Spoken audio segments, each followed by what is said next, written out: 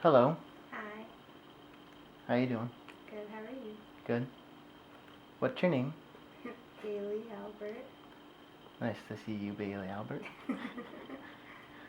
Um, so I wanted to interview you about what you've had to deal with for the past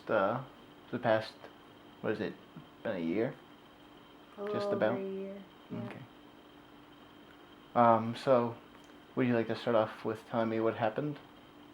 Um, Beginning last year, actually the day before I moved in to Keene, I was in a car accident, August 25th, and I was the driver and my mom was the passenger, and we were at kind of a little intersection and the traffic was backed up from a light in my hometown, and I was going to turn left, which there is a left-hand lane to turn left. I was driving up there just the way I'm supposed to, and someone had let a gap opening in the traffic for a side street, and the guy coming out of the side street gunned it, and all I saw in my peripheral was a green blob coming at me, so I hit my gas, and luckily he only hit our back right tire, which ended up totaling the car. We couldn't drive it, but it could have been a lot worse. It could have hit my mom. Now, did you guys suffer any injuries or anything like that? Um, Initially, we were kind of just, our adrenaline was pumping, so we didn't go to the hospital or the doctors until the next day. I think I was diagnosed with minor whiplash from that accident. I did go and see a neurologist to check my head and all that. So the injuries from that accident were minor compared to the next accident. Now, when was this your second accident? My second accident was 3 months later, roughly 3 months later in December. Actually closer to 4 months. And it was December 9th. I was on my way to go take my praxis, which is the test you have to take to be an education major. Now, you were still in school at this time, correct? Yes, I was still in school. I I was still going to classes. At that time, I had to withdraw from one course, just because it was early in the morning, and my doctor said that recovery would be really hard for me to break up my sleep pattern for an 8 a.m. course, so I withdrew from one class. But overall, I was still in 4 other classes, still getting good grades. And then in December,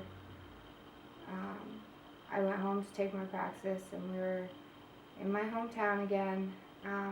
It was a two-way street. Well, actually, it was 2 lanes, one way, and it kind of makes a loop. We were in the left-hand lane, and someone had come out of a side street, got into the right lane, and tried to take a left-hand turn from the right lane. He totally sideswiped us. He hit us from front to back. I was the passenger this time, and my mom was the driver. It was the same car. But this one was worse. Like, the drivers that hit us, his bumper fell off his vehicle. He originally left the scene, so I have no idea what the guy looked like. All I know is his vehicle was white. Luckily, I couldn't tense up for impact. I was looking up directions, so I was pretty loose. But there was so much force that I ended up in the driver's seat a little bit. I hit my mom pretty hard, and then I hit my head extremely hard. We were both extracted from the vehicle, so they took us out and put us on boards. We went straight to the hospital from there, which was a very, very long process. They took care of my mom first because she was having chest pains, and I had injured my knee and shoulder, so there was a lot of x-rays this time around, and CAT scans and all that good stuff. So the second accident was much worse than the first one Yeah. in the sense of injury?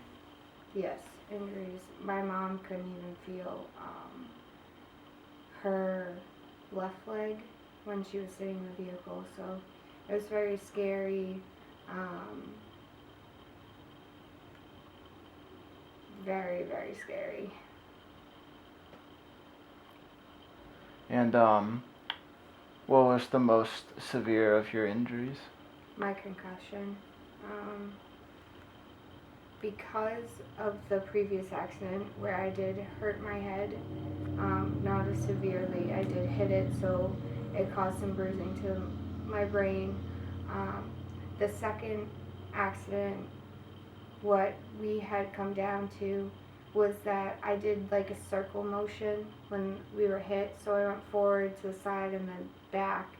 So my brain had hit the front of my skull and then sloshed to the side and then bashed off the back of my skull. So overall, my brain sustained a lot of pressure and took a good beating. So after the accident, did you go back to school the next semester? I actually came back for winter, but right before winter break. So there's about 10 days left of school when I came back, and I was kind of like in a catatonic state. I could only sleep. I tried to study, but I'd fall asleep, and it was really difficult for me. And that's when I started to know something was wrong. But after winter break, I went home, kind of shut down. Could call it depression because I was in so much pain. I didn't want to do anything, but I did go back to school the next semester, and I took on a full 5 classes, which was not probably the smartest idea looking back on it now. I probably should have never came back last semester to allow myself to heal, because the doctors said that going to classes and being as active as I was overstimulating my brain, which was trying to heal, so I was making the process longer and more painful. Alright, we'll pause right here real quick.